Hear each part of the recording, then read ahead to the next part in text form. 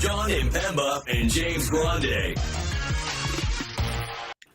What is going on, everybody? John Impemba here with Colby, Conway, filling in for James Grande here today. This is the Better Baseball MLB DFS Playbook Live Show.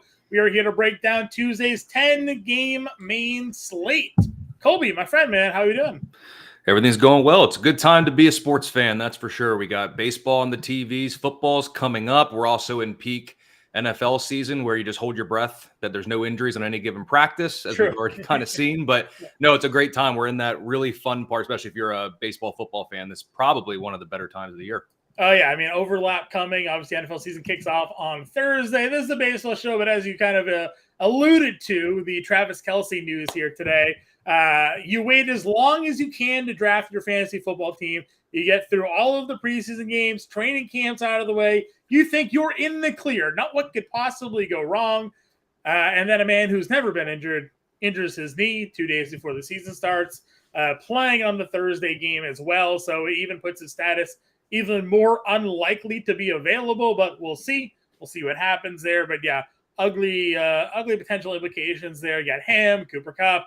Again, a lot of things went over. We went over this on the Alarm Fantasy Football Show. If you didn't catch that, you can go to the Fantasy Alarm YouTube. You can go ahead and rewatch the Alarm Fantasy Football Show from this afternoon. Myself, Howard Bender, Andrew Cooper, they're giving you live reactions because we were on air as that news broke by Adam Schefter, Ian Rappaport being reported there. So you got our instant takes on what to do with Travis Kelce and how to handle that game there. But we got a baseball slate to talk about. 10 games on tap here. Appreciate everybody who is rolling in. If you haven't yet already, give us a like and subscribe to the channel here. Get notifications for whenever we go live for all of our shows. No matter really what sport you are in terms of fan. We have a hockey show. This is the MLB show. We got plenty of football shows.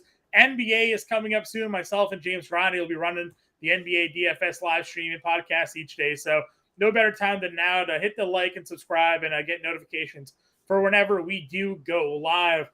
Colby, before we get into the DraftKings main slate here, shout out to our friends over at Real Time Fantasy Sports, new users. We go to rtsports.com/alarm and use promo code alarm23. We'll get a 100% deposit match up to $200. They have their DFS Pick'em contest out there available, and they also have their fantasy football, best ball, and fantasy football championships still going on right now. The season hasn't yet kicked off, so plenty of opportunities for you to go draft a team that doesn't include Travis Kelce and Cooper Kupp and give yourself a leg up on the teams that did use their first-round picks on those players here and then have that advantage for when you build your lineup. So go check out again, rtsports.com/alarm.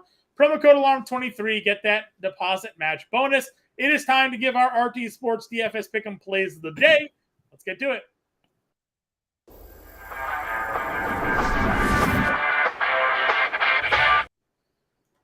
All right, Colby, we're looking at the RT Sports DFS Pick'em board here. What are you looking at today when it comes to a favorite prop of yours on the evening? Yeah, one of the ones to me was Yordan Alvarez, more than 5.5 fantasy points.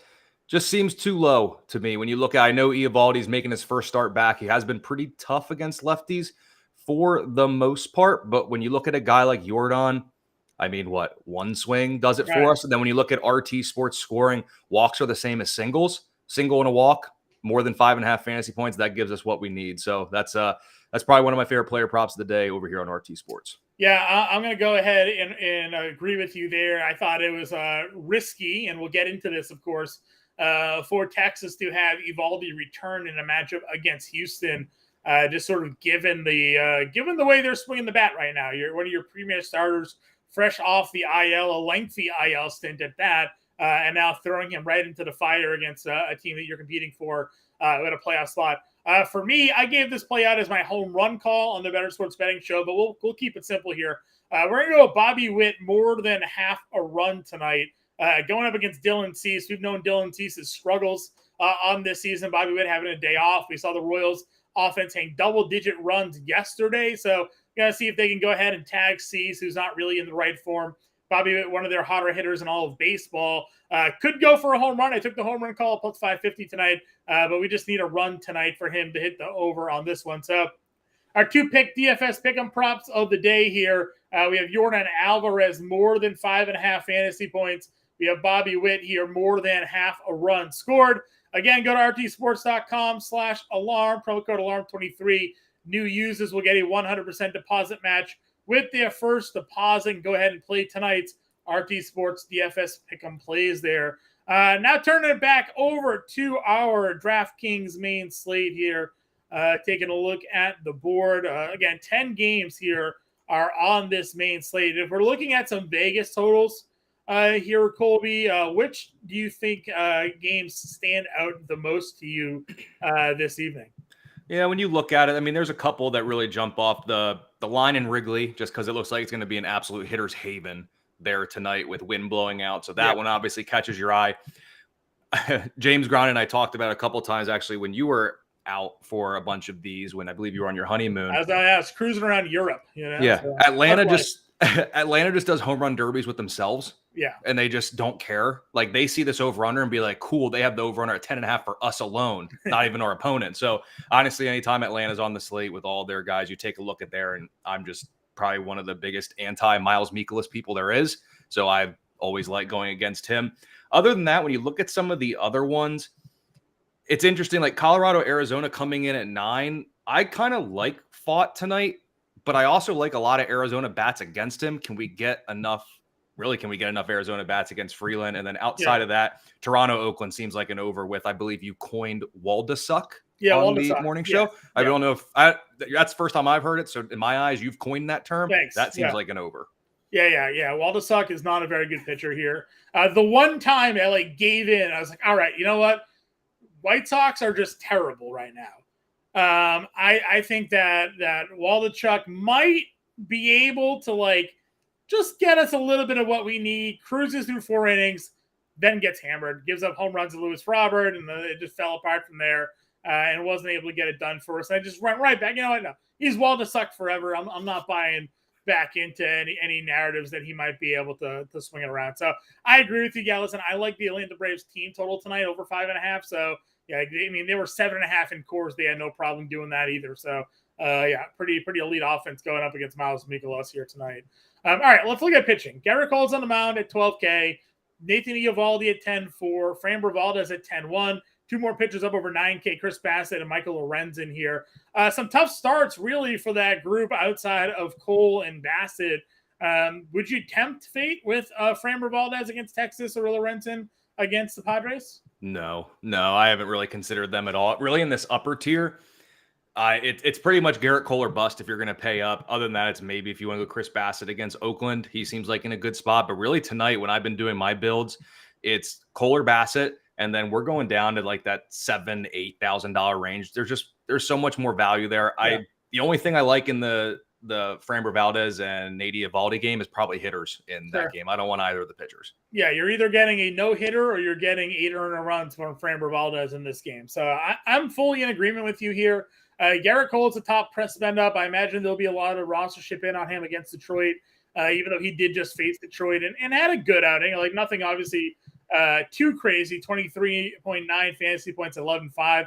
He's now 12K. So you would like to see him maybe dial that up a little bit more, but definitely going to be a popular option than Bassett. Pretty much any time Oakland's on the slate, the opposing pitcher is going to get some rostership. So not too surprised to see that here. Bassett struggles against lefties, though. He does need to sort of avoid. Ryan Noda's been hitting the ball pretty well. Brown has some power from the left side. So if he can kind of fade the runs there, I agree with you. I think he's probably sitting pretty well. When you talk about the next tier, there really wasn't a lot for me either.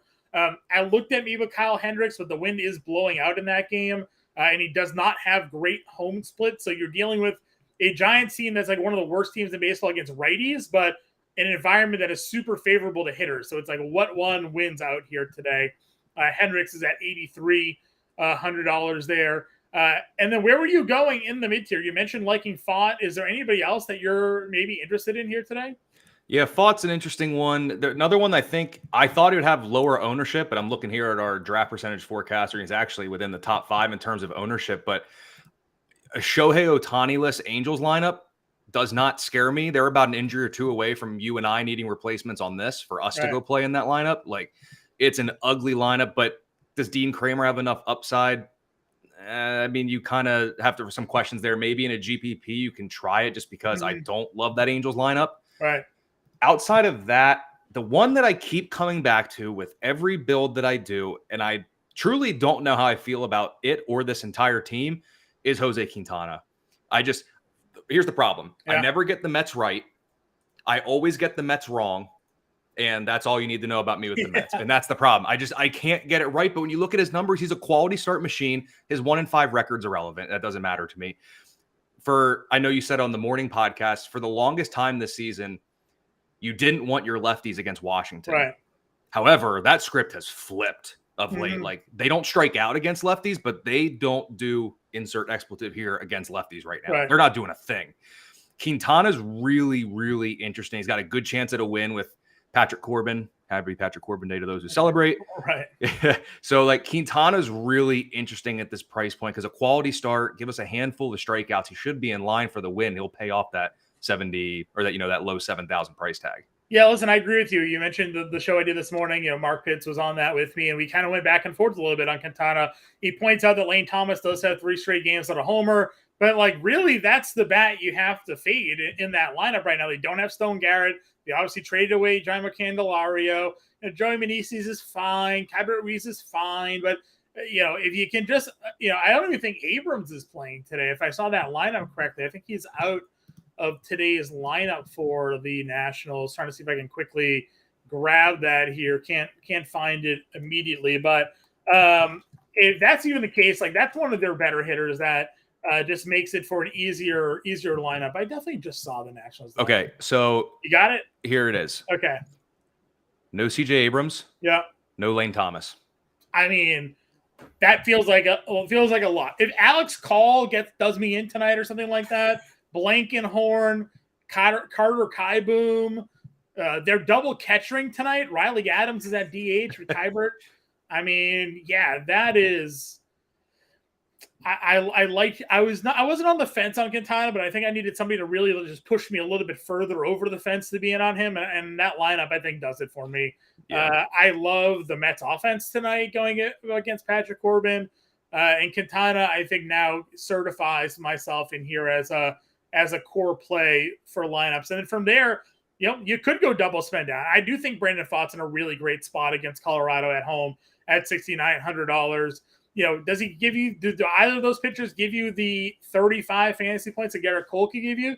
No, but I don't think Garrett Cole is necessarily guaranteed to give you that either, given sort of some of his performances outside of, that dominant start he had against Tampa Bay with 11 Ks. I mean, he's been giving up runs. He hasn't been perfect, so some pretty interesting pitching potential here when you have a 10-game slate with Atlanta on the slate, right? With some of the expensive bats for the Mets going up against Patrick Corbin. As you mentioned, Houston and Texas maybe wanting to stack that game. So those teams all have super expensive top-end hitters. If you want to find a way to fit them in, maybe you double spend down and go with the Quintana and Pfaadt. I want to get your take on Brady Singer here.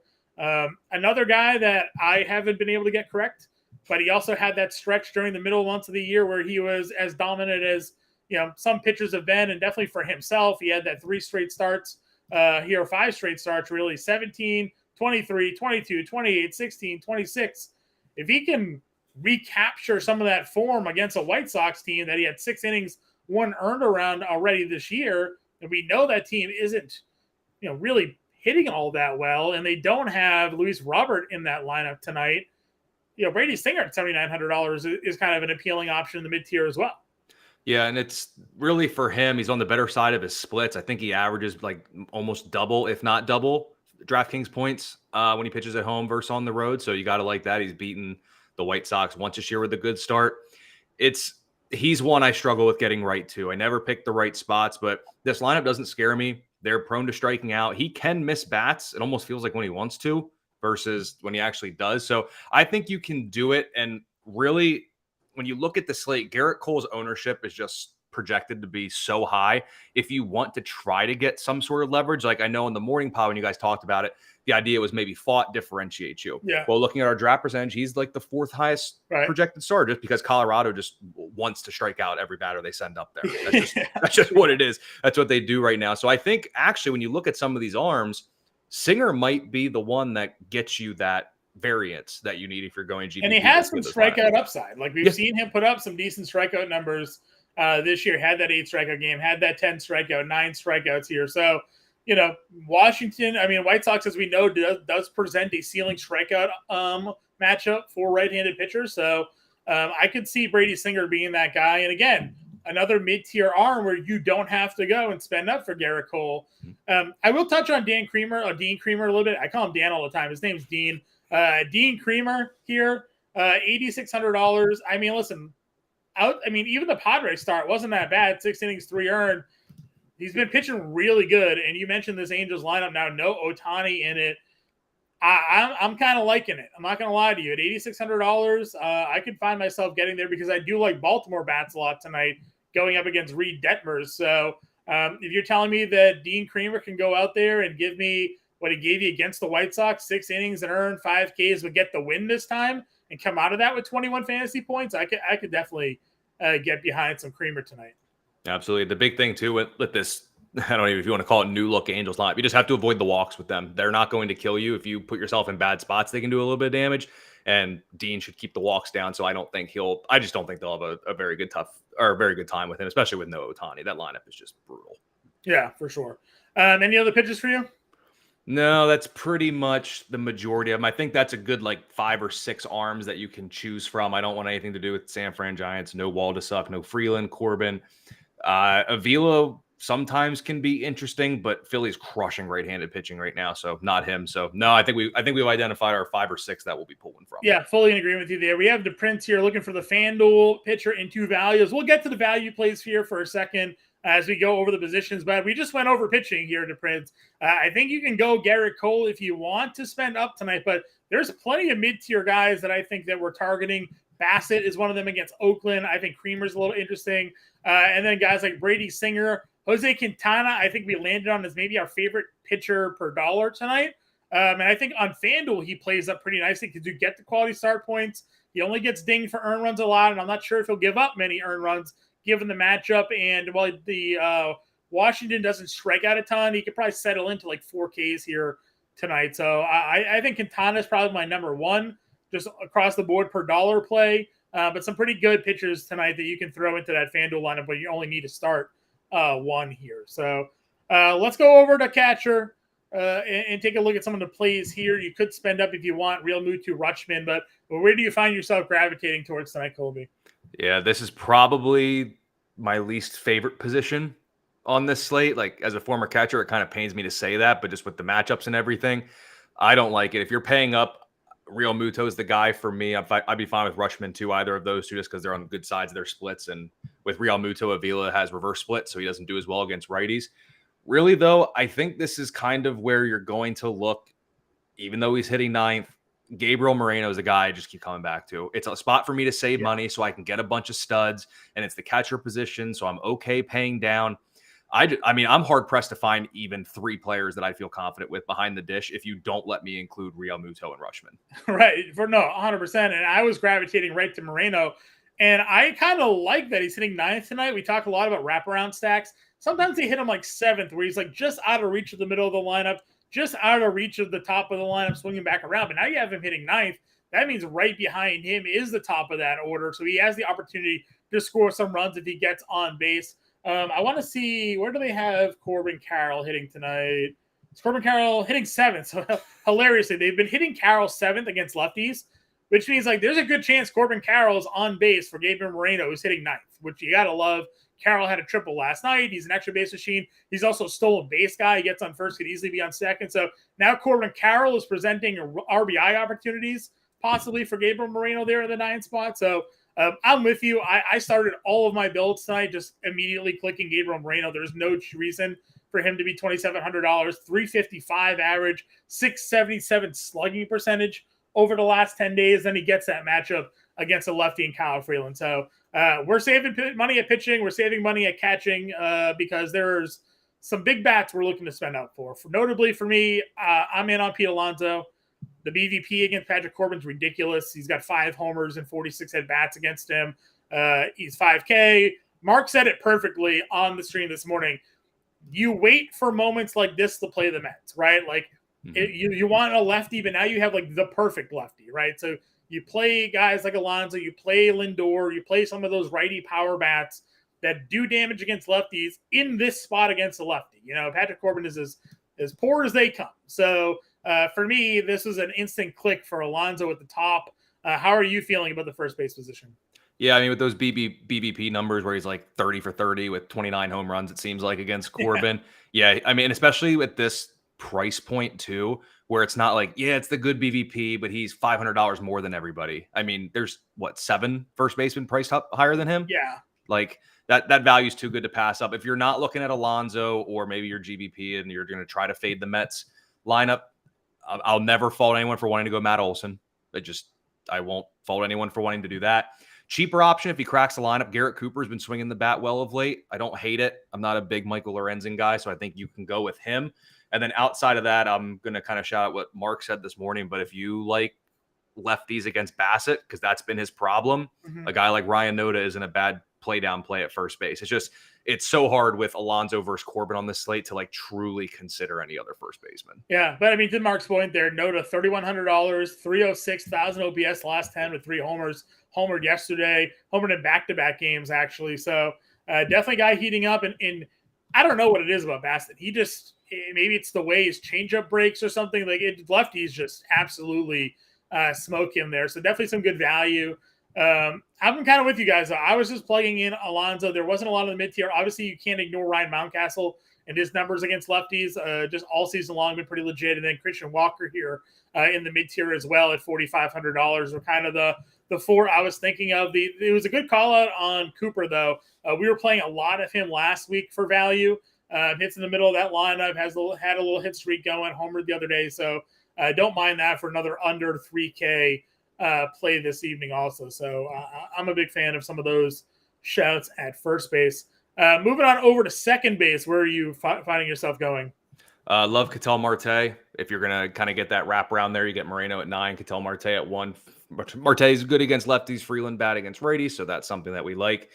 Davis Schneider against Waldesuk, he just hits lefties. That's just what he does. He's shown to be a little bit streaky here in the early parts of his career, but it's obviously a very, very good matchup for him. And again, if you are Team Waldesuk like you are, you definitely don't mind getting those Toronto bats in there. So I think if you're paying up, I'm not really looking too much at Altuve, Marcus Semien, Ozzy Albies, really none of those guys. I'm kind of settling in the upper tier in the Ketel Marte and Davis Schneider sweepstakes.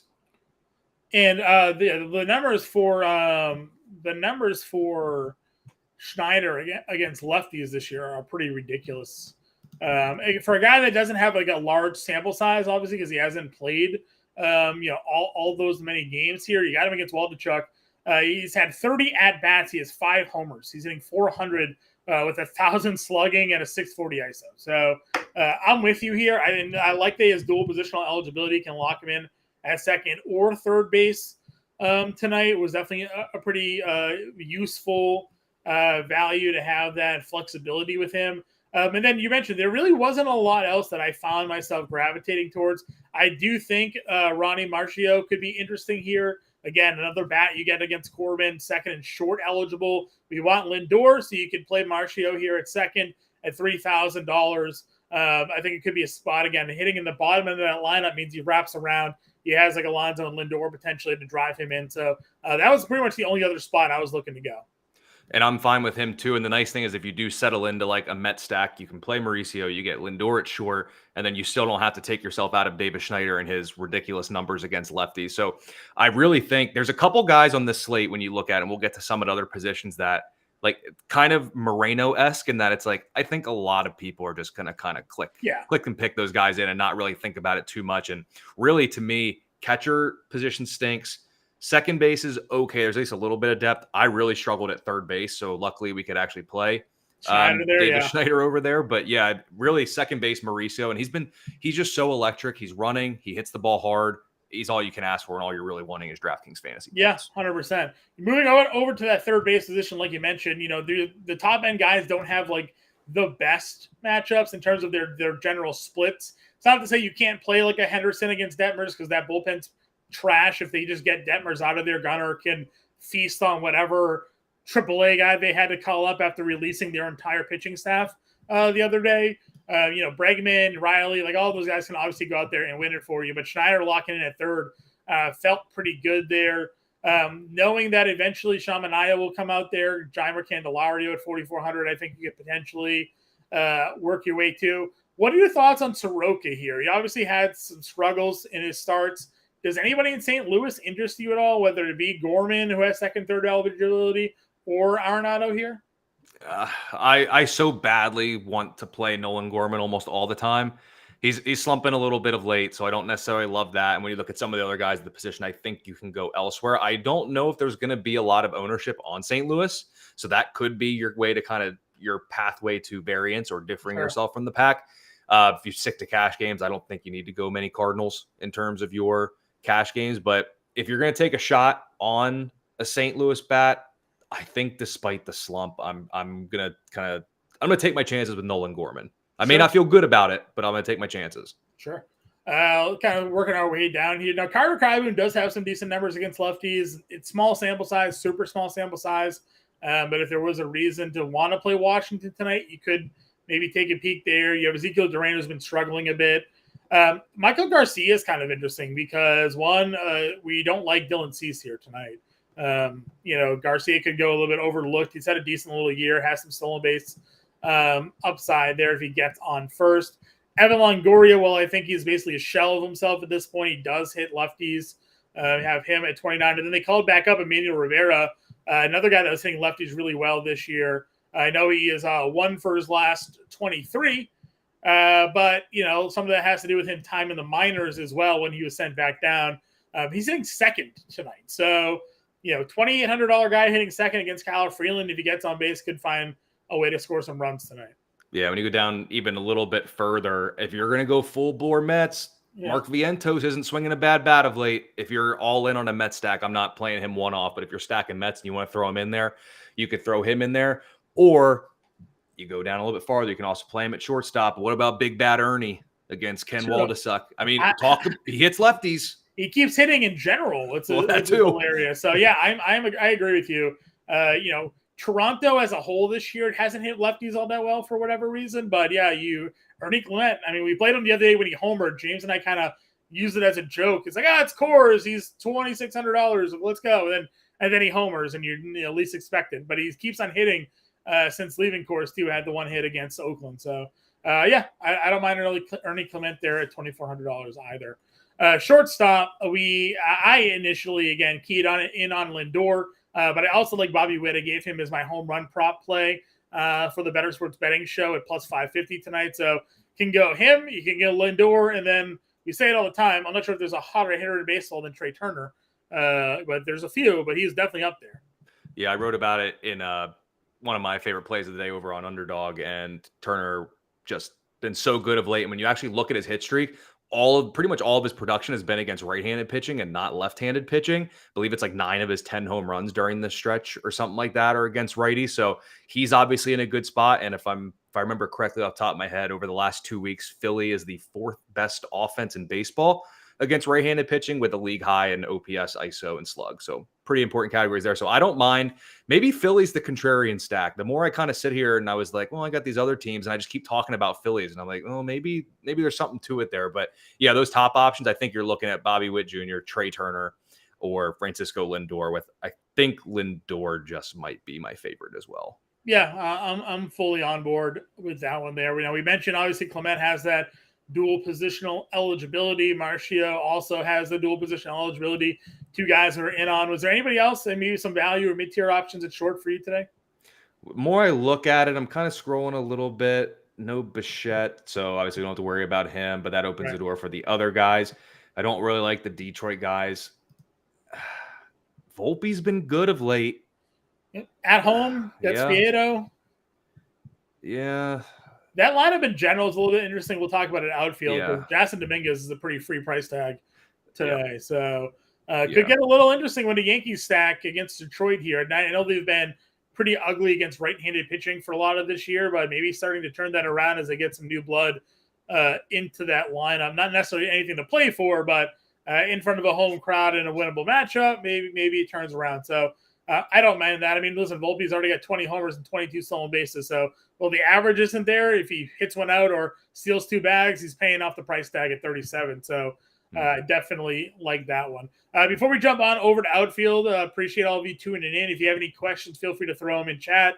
Colby and I are more than happy to answer those for you. Your start sits, any betting questions you may have for tonight, player props wise, more than happy to help all of you out there this evening. If you haven't yet already, please hit the like and subscribe. Certainly helps out the channel here, gets us across the what we're looking to do and spread the word that we got this show going on along with all the other shows happening here on the Fantasy Alarm social channels. All sports coverage, football season's here. We'll have live streams Thursday. We'll have 2 live streams Sunday morning, one at 9, one at 11. So we won't disappoint you for fantasy football. If you're here for baseball, stick with us and hit the subscribe button there to the channel.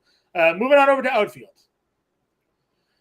Man, I find it hard not to play Ronald Acuna.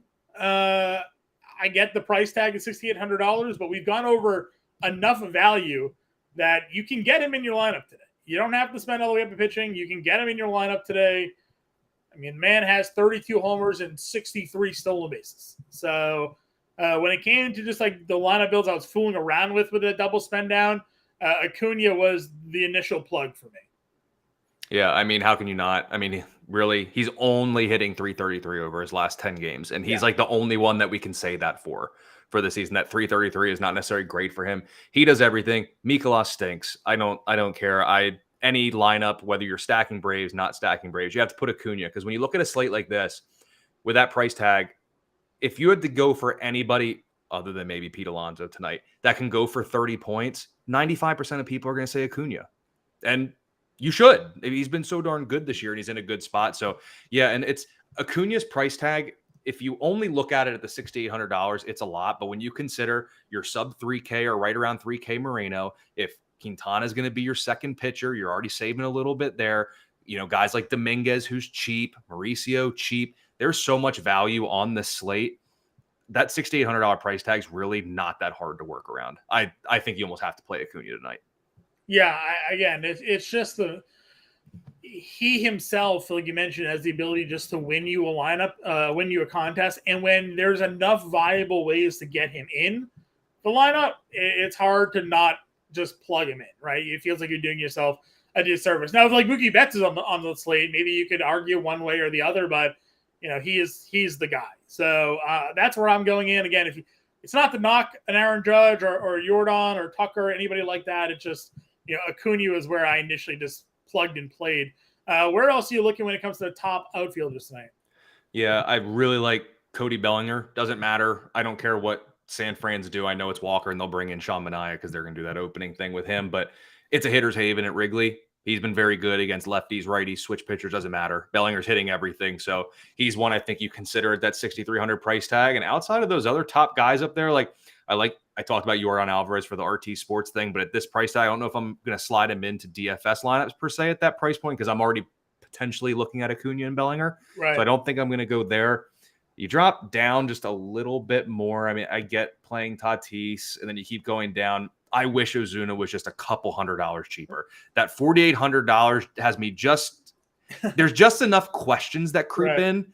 But if he was good. Yeah, but if he was 44 or 45, we'd be talking about him as a lock alongside Acuna in a mini stack with the Braves. So that's why I felt that about Rosario. Rosario is right here at 4K, hitting 6th.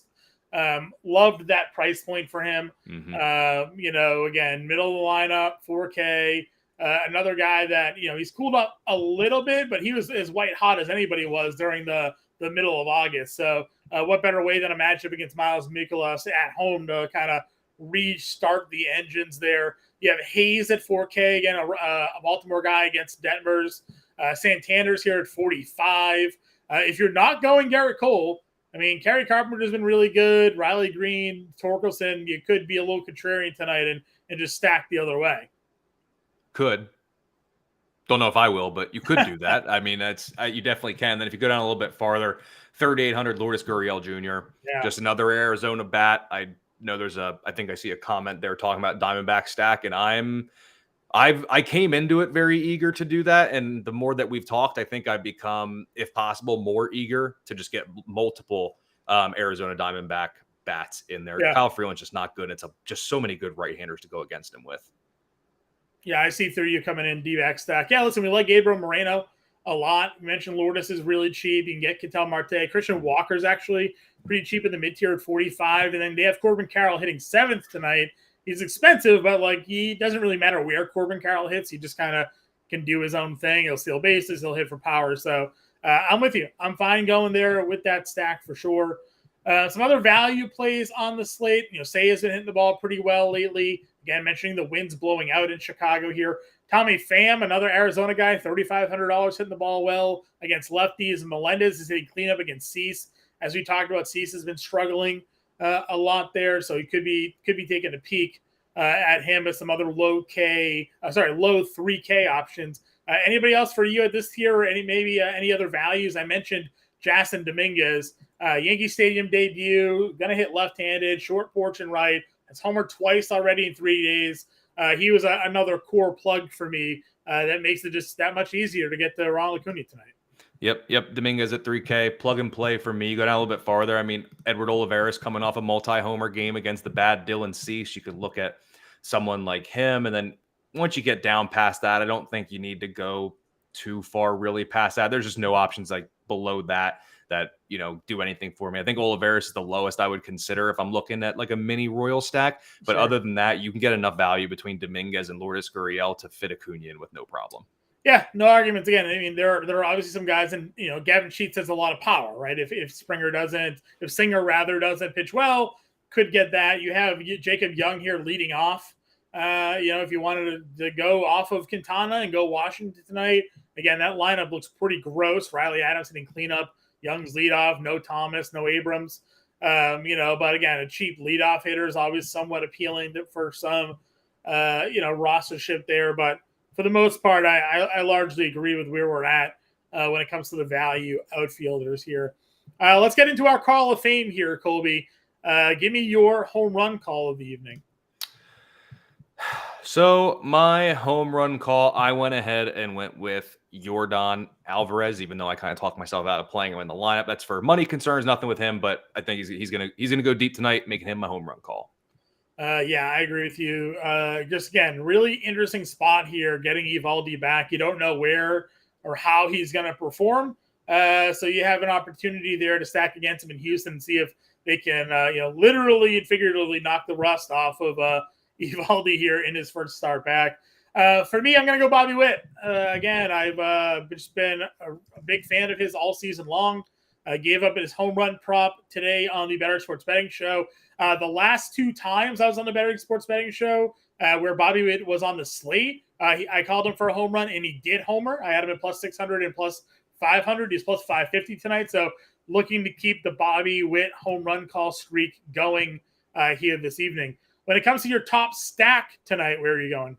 I'm going with the Mets. We talked about a bunch of them. I was stuck between them and another team, but in case you take them, I don't want to say it. But when I look at the Mets, you go Mauricio, Lindor, Alonso, and it actually doesn't break the bank. So I wouldn't be surprised if they're just the latest team that gets to Patrick Corbin.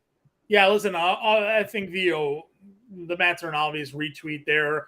I think Atlanta is maybe a little bit obvious as two teams that we definitely love. So I'm going to go Baltimore. I think Baltimore against Reed Detmers tonight might fly a little bit under the radar, but be a top stack tonight. I like Mountcastle, like Santander, Hayes. You can play Gunner if you want. You have Adley, so give me the O's. When it comes to a value and/or contrarian stack for you tonight, where are you looking? I changed it just a couple seconds ago while you were sitting here talking, but I talked myself into the Phillies. They've been so good against right-handed pitching. Pedro Avila has been worse as a starter compared to as a reliever, and like I said, league best OPS ISO against right-handed pitching over the last 2 weeks. Wouldn't be shocked if the Phillies put up a crooked number on the board tonight. No, I like that a lot. I think Arizona tonight will be a pretty interesting spot. Again, we've mentioned a lot of the value on that side of their lineup tonight against Colorado. I think a lot of people will look to go against Freeland, but I think Kansas City again at home against Dylan Cease. I mean, Bobby Witt's the only expensive one in their lineup. So if you want to be value stack tonight to help you pay up for maybe an A's a Brave stack tonight, Kansas City, maybe tickles it a little bit. Give me your value play of the evening. I'm going Ronnie Mauricio. Hits the ball hard. He'll steal bases. He's in a good spot. They should put up some runs like I already talked about with the Mets being my top stack of the night. And at that price point, how can you not play him? Yeah, I'm going to go Jasson Dominguez tonight. Again, same price point, $3K. Again, the Yankee Stadium debut. It just feels like, it feels right. It feels like their top prospect comes up, homers in the short porch right away. And the Yankees have something to cheer about as the season winds down. What's your star of the night? Star of the night, I'm actually going to go with Trey Turner. He's riding that hit streak since the standing ovation game that's now well known in the city of brotherly love at this point that it's turned a season around. But I already talked about it. He's been good against right-handed pitching of late. Pedro Avila not good against righty, so Trey Turner is going to keep things rolling. I'm going to go ahead and go Pete Alonso. I think he double dongs here this evening. I'll just call it out. I think he hits 2. I think he gets 2 off Corbin tonight. So I'm going to have him be my star of the night. Going to be a core play of my lineups. He's cover of the podcast this morning. I know Justin Breland is probably tuning in and loving that, big Mets fan that he is. He was on the playbook today. So that's where I am going to go. Appreciate everybody again tuning in here. If you have any questions, get them in chat. Colby and I are more than happy to answer those for you. We just broke down the entire slate, gave you our calls of the night, and now we're going to go ahead and build an example lineup here on this DraftKings slate. How do you want to go about it, Colby? Because you and I were definitely keying in on some of these value pitchers. I think Quintana was definitely locked into one. Do you find a need to spend up for Cole here, or do you want to try doing the double spend down build? I think I would like to get to Cole. I think he's in a good spot against Detroit with how much they strike out. But then as you start to think, a lot of times what I will do is I'll put like Garrett Cole in there because it's easier to kind of take money away than to try to like find money from there. So I'd rather just leave Cole in and then start working through the other spots. Like I already know we're pretty much set on, it seems like at the very least, Alonso, Moreno, and maybe Acuna. Did we? Yeah, I think we're gonna go. I can't spell his name here now. Marcia. Where's his name? What's the Mets? Mets activates. MAU. There we go. MAU. So I got him. I think. Jasson is the other 3K play. So we have 4,400. We wanted Alonso. Yep. And can we fit Acuna in this line? $3,400. Well, Lourdes is 38. Okay, Lourdes. I think. 38. Now we have a 3,200 third and short. I feel like we definitely had another value play down here. I see Volpe's at 37. Do we have another cheap? We did. Vientos, $2,500. That gives us a $3,900 shortstop, which could be Volpe, 37, and kind of gives us a line. Yeah. What is? Oh, David Schneider's 46. Never mind. Yeah, Schneider's. We'd probably have to get off Acuna if we wanted to go that route, which we could. Again, we like Acuna a lot tonight. Gives us the Alonso spend. We don't have Lindor in this lineup, so it's possible that we get off of Acuna. Let's see. What is a Lindor? Oh, got Volpe here. Yeah, we got to get rid of Volpe. Yeah, let's see. If we go Lindor and Schneider, that gives us a $3,700 outfielder instead of Acuna. Pham, if you want to get that Arizona exposure, kind of pair him right up with Lourdes, that could play. So if we drop from Garrett Cole to another mid-range pitcher, we'd actually be able to get Acuna here. I mean, if we just plugged in Acuna and kept Lindor, Schneider, and them, that gives us Dean Kremer, who I was kind of okay with, or Singer for a contrarian play. If we wanted to keep going down, I mean, Fott 69, that would give us $2,000 to play around with. I mean, we could go a lot of different things. Get off of Lourdes, $5,800. Could just play Corbin. Could play Ozuna if we wanted to, kind of go in that direction. Or we could upgrade, any of these other positions here. I mean, would you rather Trey Turner than Francisco Lindor tonight? We can make that work. No, I'm okay with Lindor because I want as many Mets bats as possible. Okay, though that could certainly come back to bite us. Well, yeah, but that's the game you play with. That is the game you play. I agree. So I like Dean Kremer tonight. So this build does kind of give us that with no Ohtani likely in the lineup here. Yep. And I do like Baltimore. So again, just kind of an example lineup here: Jose Quintana, Dean Kremer, Gabriel Moreno. Pete Alonso, Mauricio, Schneider, Lindor, Dominguez, Acuna, Gurriel gives us the 2-man. Arizona stack gives us a 3-man Mets. Dominguez as a one-off, Acuna as a one-off, Schneider as a one-off here. I don't mind that. DePrince wants to know our thoughts on Bassett or Quintana for FanDuel. Again, you get points for the quality start. You only lose points for earned runs. Do you like Bassett here against Oakland or Quintana against Washington tonight? Yeah, only a $500 difference between the two of them. As much as it pains me to say, as we're going Quintana here, I think Bassett's ceiling is higher. Yeah. Just because it's one of those things where, like, if Bassett strikes out 6 batters, it's not going to raise any eyebrows. If Quintana strikes out 6, you and I are jumping for joy right here. That's I hope he gets 4. I hope he gets 4 strikegouts tonight but that's Washington the thing. Doesn't strike out. Yeah, and I'll say this: the lineup Washington's put out, though, like he might get strikeouts tonight. That's not a. I mean, that's a pretty ugly looking lineup that they're setting out there tonight. So he could have the ceiling strikeout, but Oakland does strike out. We know they strike out. If Bassett can just avoid the Noda God, I think that. He should be okay. So DePrince, go with Bassett tonight. If you're looking on FanDuel over Quintana, I think that's where we're going to go. And then we just listed off a whole bunch of value plays. I know you asked for 2 value earlier. Jason Dominguez, Mauricio, Moreno, guys that you can get in your lineup fairly cheap over on FanDuel tonight to help you spend up for some of those other bats here. Guys, if you haven't already become a member of the Fantasy Alarm family, I don't know what you're waiting for here. You sign up today, you go all pro, you get access to all of our premium content, including today's MLB DFS playbook, our premium tools, including our draft percentage forecaster, and our lineup generator. We have premium Discord where you can find myself, Colby, Conway, Justin Vreeland, James Grande, Howard Bender, Andrew Cooper, the whole crew in there answering your start-sit questions and every night. Plus, since it is fantasy football season, you got access to the fantasy football draft guide and fantasy football cheat sheet. If you haven't yet drafted your leagues, sign up today. You get it for free.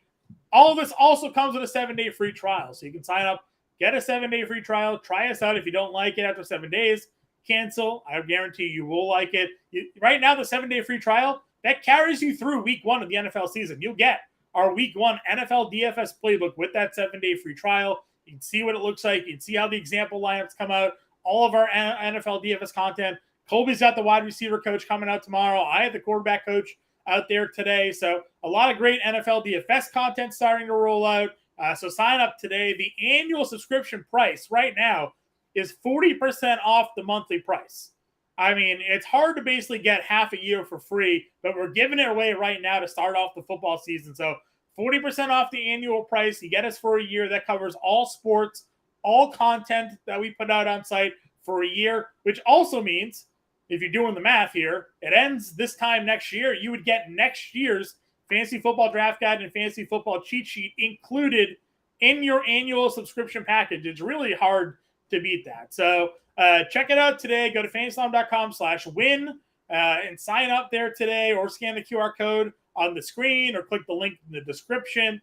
A lot of great ways to become a member of the family today. And again, it comes with a 7 free trial. So if you like the information we're putting out now in the live stream, if you like the podcast in the morning, there's no reason why not to give us a try for free today. Colby, any final words for the people at home today? Nope. Hope to see any of y'all that aren't subscribers in the Discord talk a little shop. You can hear all of my baseball stuff that I'll answer there. And once we get into football season, tell you why you should have as many Texans in your lineup as possible. And many Texans is, hey, Tank Dell for life, right? You know, that's right. We're all about it. You can catch Colby coming up next as well with Matt Sells, the Fantasy Baseball podcast is coming up at the top of the hour at 6 o'clock. But for now, get us in that Discord. Find us over on Twitter at Colby R. Conway and at Impemba777. Dan Charlin, last question in the chat says Espinal at short is a great front play. Yeah, no problems with that. We got him, Santiago Espinal, at short tonight going up against Waldesuk. So more than happy to roster some Blue Jays here this evening. Good luck, everybody, tonight. Get us in Discord. Find us on Twitter. We'll be back tomorrow. Catch you later.